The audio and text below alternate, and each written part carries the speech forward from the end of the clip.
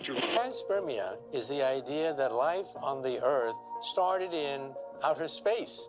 And sure enough, when we look at meteorites on the Earth, we find some from Mars.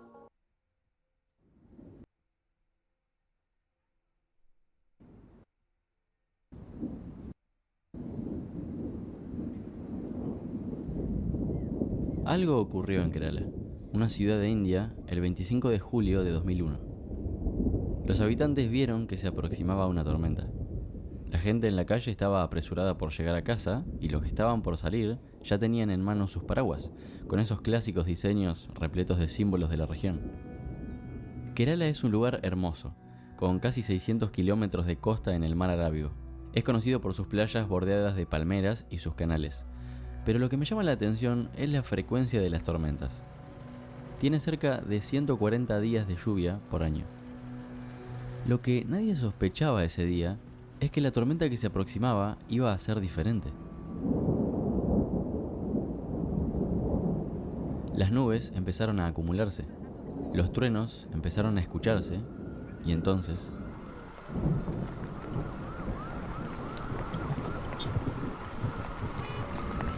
una lluvia como cualquier otra, acompañada de rayos constantes, como cualquier otra, con las gotas desviándose por el viento, como cualquier otra, pero roja como ninguna.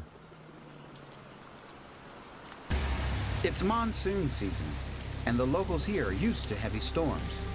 But there's something very out of the ordinary about this rain. It's blood red. This is no science fiction story. It's weather right here on Earth. The ruby-tinged rain continues for 2 months. Villagers fear it's the end of the world. La primera instancia literaria en la que se mencionó una lluvia roja fue en la Ilíada de Homero, un poema donde el dios Zeus causó una lluvia de sangre 2 veces durante la guerra de Troya para advertir la matanza en una batalla. Esto ni siquiera tiene una fecha exacta. Algunos dicen que fue escrita en el siglo 8 a.C., otros en el 6 a.C., pero la mayoría está de acuerdo en una sola cosa. Con Cristo no fue seguro. Geoffrey de Monmouth, un escritor del siglo XII, señaló la aparición de una lluvia roja durante el reinado de Ribalo. El monje del siglo XIV, Ralph Higden, en una de sus obras, relató que en el año 787 hubo una lluvia roja que anunciaba la próxima invasión vikinga. El libro de Leinster registró otra lluvia roja en el año 860.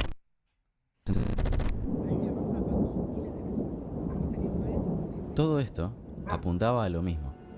Una lluvia roja era una mala señal.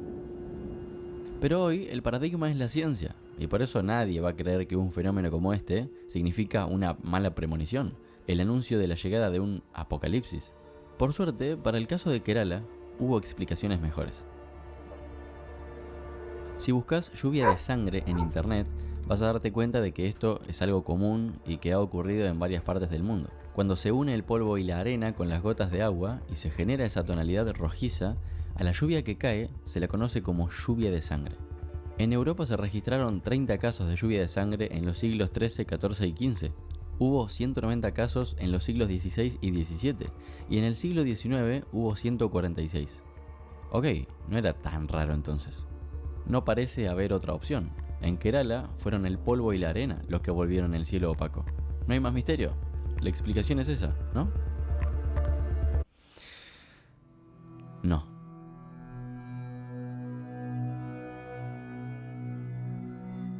Godfrey Lewis, un físico de la Universidad de Cochin de Ciencia y Tecnología, recopiló varias muestras y bajo el microscopio vio que el agua no tenía ni polvo ni arena, sino algo un poco más impactante.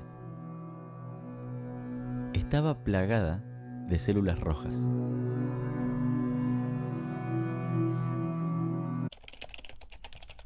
La investigación de Lewis fue aprobada y publicada en la revista científica Astrophysics and Space en 2006. Y dirás, ¿tiene que ver esto con el espacio? Porque la realidad era que no había pruebas de la existencia de ADN en estas células. Por ejemplo, los glóbulos rojos podían ser una posibilidad. El problema es que deberían haberse destruido rápidamente al contacto con el agua de la lluvia. Sin embargo, lo que vieron Lewis y otros colegas es que las células no tenían propiedades ni cerca de parecerse a las de la Tierra. ¿De dónde habían salido entonces? Durante años buscaron explicaciones a esto, teniendo en cuenta un último descubrimiento, posiblemente el más inquietante que hayan hecho y que voy a contarte en los próximos segundos.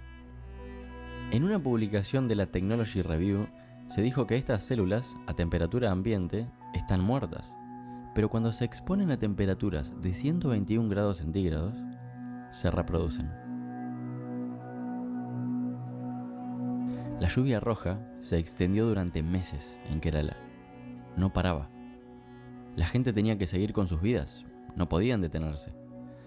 La incertidumbre y el miedo se apoderaron de todos los peatones, que tenían que cruzar calles entrando en contacto con el agua, sin tener idea de qué tan peligroso podía ser eso, esperando a que las investigaciones aclararan el asunto. Ahí yo pienso que puede haber sido acá hay dos teorías. Que de hecho acá no sé si tengo el paint. Ahí está. Acá son dos teorías. Las teorías que yo me acuerdo que me dijeron que plantearon fue la siguiente. La del sapo no está un poco descartada por lo que pasó. Un meteorito se rompió y después al romperse su material genético reventó y justo había tormenta. En época de tormenta el rayo cayó y hizo que todas estas células se multiplicaran. La fuerza de un rayo determina también la potencia y el calor, obviamente. Ese puede ser una, que está un poco feo. O la otra teoría, que eso también es algo que a pensar, la otra teoría puede haber sido... ¿Cómo se llama esta otra teoría? La otra es de los hongos. Los hongos, esto es curioso, los hongos tienen una capacidad especial que es la siguiente. Sueltan miles de esporas, y todas estas esporas se pueden llevar por el aire. La teoría es que estas esporas viajaron por acá, subieron a las nubes y de las nubes se multiplicaron. Y al caer un rayo se multiplicaron en las nubes y claro, ahí ocurrió la lluvia roja. Se tiene esas dos teorías. ¿Cuál es la correcta? No lo sé. Yo diría, me gusta más la del hongo, porque siento que es más lógico. Desde entonces, Lewis ha continuado con el estudio de estas células, con la colaboración de un equipo internacional que incluyó a un investigador de la Universidad de Cardiff, uno de los principales defensores de la teoría de la panspermia, algo que podría explicarlo todo. Esta palabra era completamente desconocida para mí, hasta que...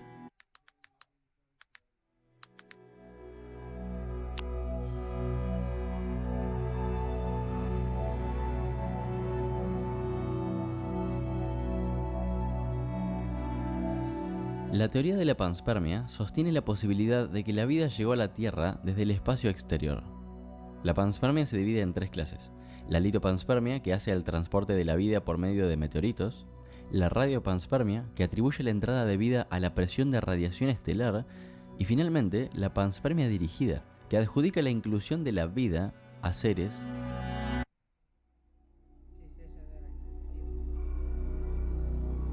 Esta no fue la única vez que cayó una lluvia que tenía células rojas. En el año 2006 se volvió a producir otra de este tipo y los investigadores pudieron profundizar un poco más. Pero recién en 2010 la ciencia dio con una explicación que parece más lógica. La lluvia roja que cayó sobre Kerala pudo haberse debido a la expulsión terrestre de algas u hongos en forma de esporas o células. Con el tiempo, estas algas se habrían acumulado en la estratosfera hasta precipitarse en forma de gotas de lluvia. En concreto se trataría de esporas de Trentifolia, un tipo de alga verde cianótica. Al menos hasta hoy no hay una mejor explicación que esta, y si bien es la mejor, nadie puede saber exactamente qué fue lo que pasó ese día, el 25 de julio de 2001, en Kerala. Hay un momento en Outlast 2 donde Blake, el protagonista, en su alucinación, está atrapado adentro de una escuela. Desde la ducha no parece salir otra cosa que no sea sangre. Tan pronto como abre la puerta, fluye más sangre desde el inodoro.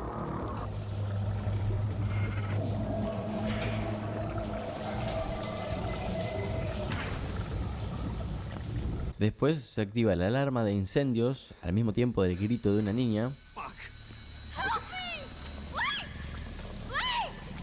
Y sorpresa, en vez de agua, cae sangre. Bueno, en su intento desesperado de salir de ese lugar, Blake descubre una escalera de madera y empieza a subirla. Pero cuando llega hasta arriba de todo, la música se frena.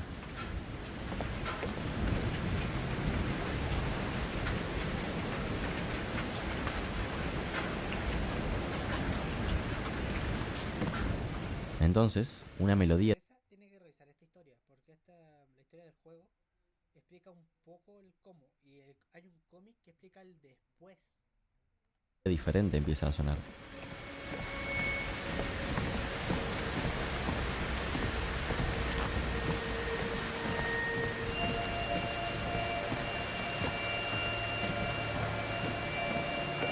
Las primeras horas en Outlast 2 son frenéticas y tensas.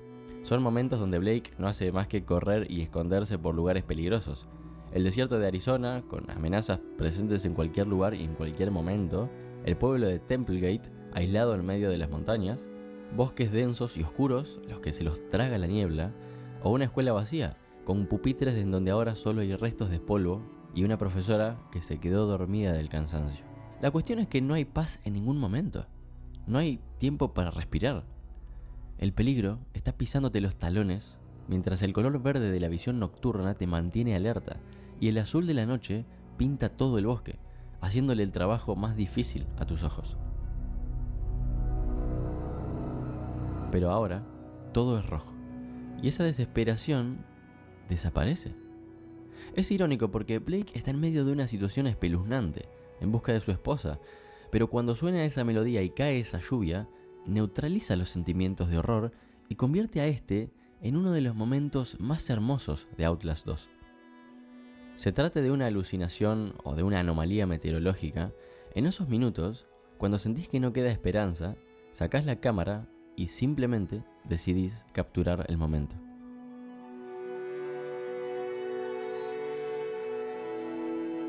Nuestro ojo se ha acostumbrado a que si el mundo se oscurece es porque la Tierra está girando y la luz del sol ya no llega, así que es de noche. A que si cae agua del cielo es por un proceso de condensación y precipitación. A que si hay calma y tranquilidad en un lago hay que sacar una caña. Entonces, cuando presenciamos un evento anormal, aparece una alarma en nuestra cabeza que dice: hey, cuidado, algo malo puede llegar a pasar. Y sentís miedo. Tu respiración y tu ritmo cardíaco se aceleran un poco. Pero con esta melodía,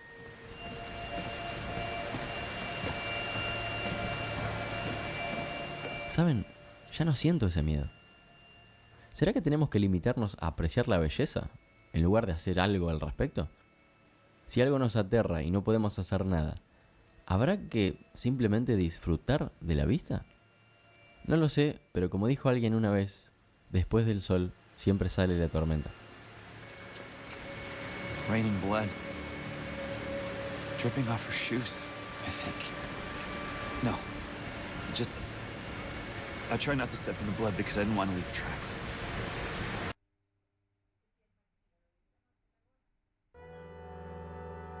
Bill Sterling, Jack Hughes. Este caso está mal registrado. Este sí te puedo decir que dentro de todo, dentro de toda la trilogía, este está mal registrado, el Cinematics. Este sí está mal registrado porque se descubrió que la chica estaba mintiendo. Porque había una recompensa por información. Y la verdad está mal. O sea, dentro de este caso, yo diría que Relane te lo cuenta mejor. Así que este sí me lo voy a saltar porque no. Ni al caso. O sea, no está bien escrito. Vamos a ver aquí.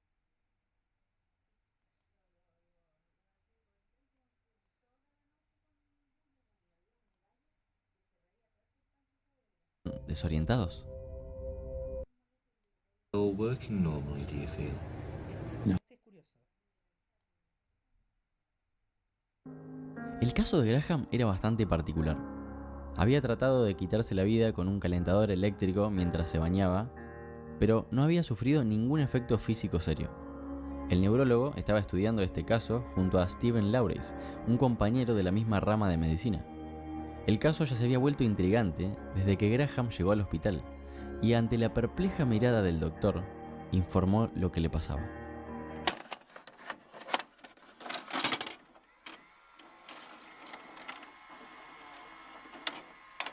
You said that you feel that you're dead yourself.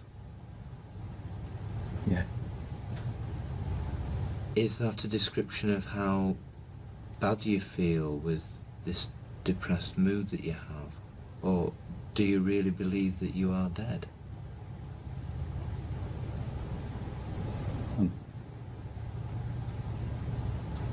I'm dead.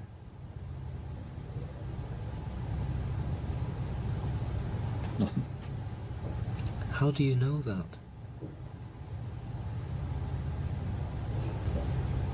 I just know. Do you feel that your internal organs, things like your heart, your bowels, your kidneys, are they all working normally, do you feel? No. Dead. Gone. They've gone. Yeah. Desde el evento del calentador eléctrico, Graham había quedado convencido de que su cerebro ya no estaba vivo. Y cuando uno lo cuestionaba, daba una versión muy persuasiva de su experiencia. Decía que ya no necesitaba comer, ni beber, ni dormir. La manera en la que Graham describía su experiencia era tan intrigante que los neurólogos decidieron observar cómo se estaba comportando su cerebro.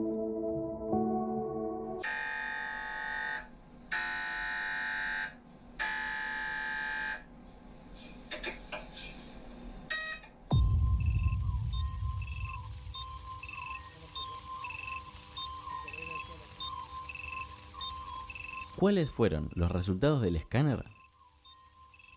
Que el paciente estaba diciendo la verdad.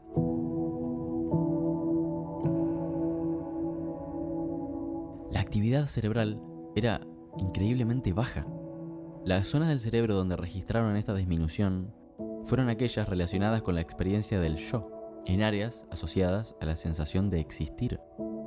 En definitiva, la función del cerebro de Graham era muy parecida a la de alguien que estuviera anestesiado o dormido, pero él podía hablar y moverse.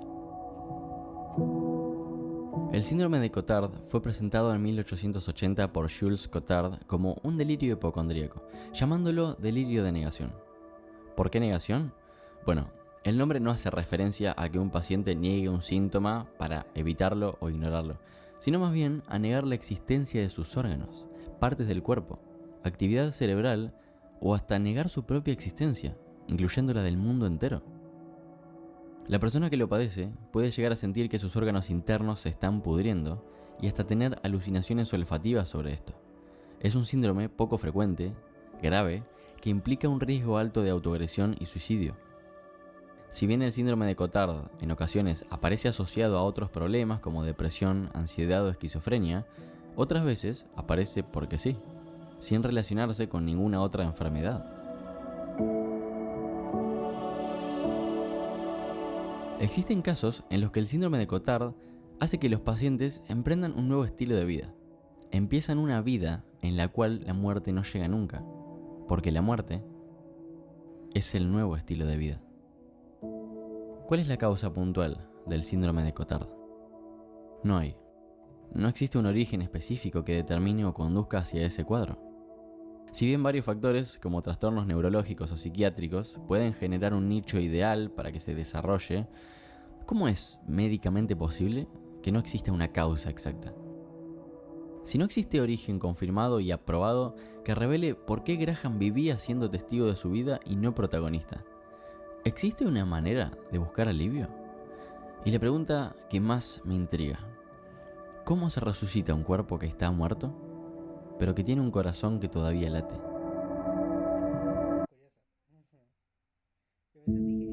En Soma, de Frictional Games, el protagonista Simon Jarrett sobrevive a un accidente automovilístico, pero queda con un daño cerebral permanente que lo va a conducir a la muerte tarde o temprano. Por eso acepta un tratamiento experimental que implica un escáner cerebral en un laboratorio. Mientras el doctor escanea el cerebro de Simon, él empieza a ver un destello brillante y finalmente se despierta en otro lugar, en otro cuerpo, 100 años después. Y aunque el Simon original haya muerto después de ese tiempo, su cerebro preserva toda la información, recuerdos, sentimientos, instintos. En el lugar donde despierta, encuentra máquinas con su misma condición. Las conciencias de varias personas fueron copiadas en contenedores diferentes. El juego te va mostrando cada una de las perspectivas de Simon Jarrett. Primero, el Simon que vive en Toronto, que es el que sufrió el accidente. después el que está dentro de una máquina, luego uno que aparece en un cuerpo humano distinto a él, y al final otro cuerpo que termina liberándose al espacio. Alguien hizo una buena analogía sobre esto. No se trata de cortar y pegar, sino de copiar y pegar. Estás en este lugar, pero también estás en otro. Una vez que te das cuenta de que la conciencia puede duplicarse, empezás a cuestionarte de que si tenés sentidos, si percibís el mundo que te rodea, es porque tu conciencia está activa, estás vivo. Pero si no existís, no podrías saber que estás muerto. No tendrías la conciencia para ni siquiera preguntártelo. Lo que me lleva posiblemente a la última pregunta de esto, y ahora sí, la más inquietante que me pude haber hecho hasta ahora. ¿Qué siente una persona que dice estar muerta y que su cerebro demuestra que eso es verdad? La respuesta es simple.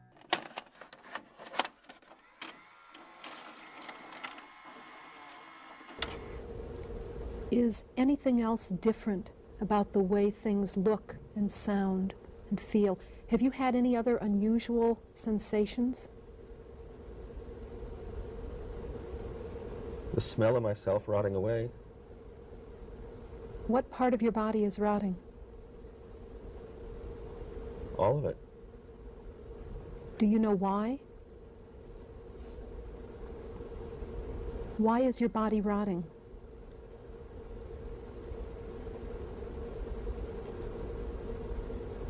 What's really wrong, Bill?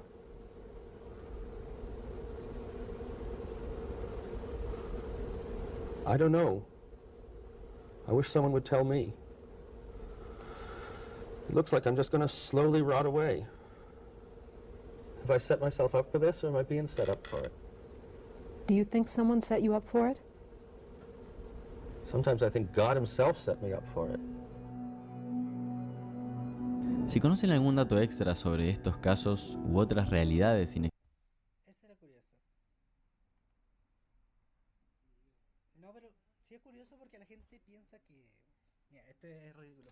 La gente piensa como que es raro no sentir nada, pero en realidad es mucho más normal de lo que parece. Es mucho más normal de lo que parece. Entonces...